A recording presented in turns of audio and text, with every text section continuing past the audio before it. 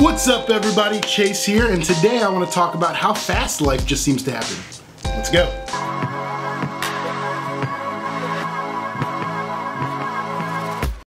So a couple weeks ago I was driving down here in Fort Worth where it's cold maybe 2 days out of the whole year, and I happened to be on my way to church in one of those 2 days.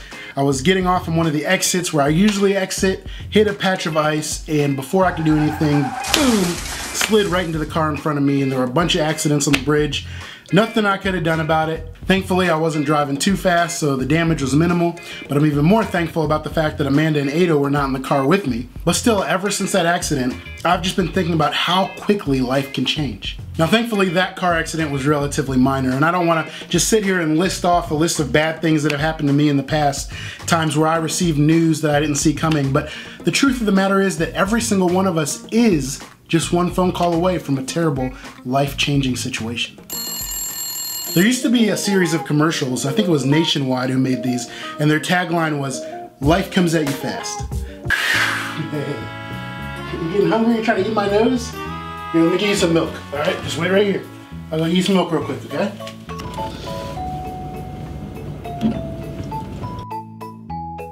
What the?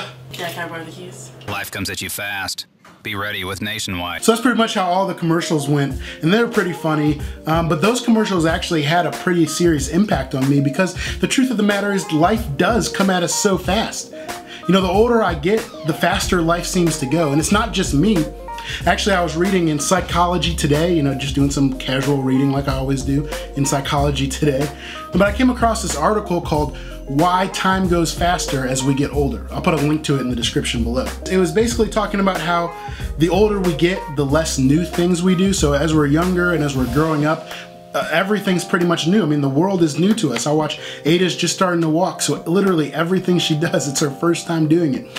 And so as you reach more and more of these milestones, there's less new to be accomplished. And so life just becomes more routine because there's less new things happening. And they do a better job of explaining it than me. So if that interests you, like I said, I put a link in the comments below. But the truth of the matter is that for all of us, life just happens so fast.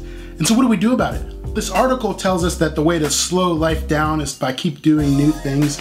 But even if we keep doing new things, that doesn't stop sudden calamities from happening, right? I mean, I could just pack up my bags and go on a family vacation to Dubai. I mean, that's new. We've never done that before. I'd like to plan a vacation to Dubai.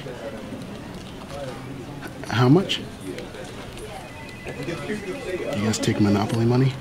But what do we do with all this? I mean, life can change just like that. What does that mean for us? Well, ultimately, I don't have the answers. I'm still trying to figure this out myself, but what I do know 110% is that my life isn't my own. The book of James in the Bible actually says it best. You who say today or tomorrow will go to this or that city, spend a year there, carry on business and make money. Why? You don't even know what will happen tomorrow. So does this mean we should just scrap all our plans, just not make any plans, just live day by day and just not worry about tomorrow at all? I mean, I hope not. I just made a YouTube calendar for the next few months, and so I'm looking forward to putting out more videos and being more structured on this channel. So does that mean all that planning was just for nothing because I don't know what tomorrow holds? No, that's not what James is saying. See, he goes on to say, what is your life? You are mist that appears for a little while, then vanishes. You ought to say, if it's the Lord's will, we will live and do this or that. So what James is really saying here is that God's the one who's ultimately in control. Now this could freak us out a little bit, knowing that we're not the captains of our own ship, that we're not the ones deciding our own paths and deciding what to do. But see, one of the biggest paradoxes about life, I think, is that when we relinquish control that we don't even really have, when we just give it all up to God, that's when we actually start to feel the most secure.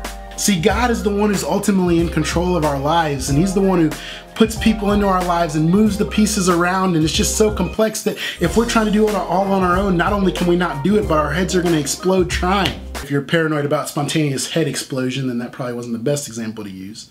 But I guess what I'm ultimately trying to say is that life's gonna throw unexpected curveballs at us. You know, there's gonna be things that are completely outside of our control that happen. It's easy to get worried and be paranoid and live saying, I don't know what's gonna happen, you know, trying to schedule everything out so that nothing bad happens.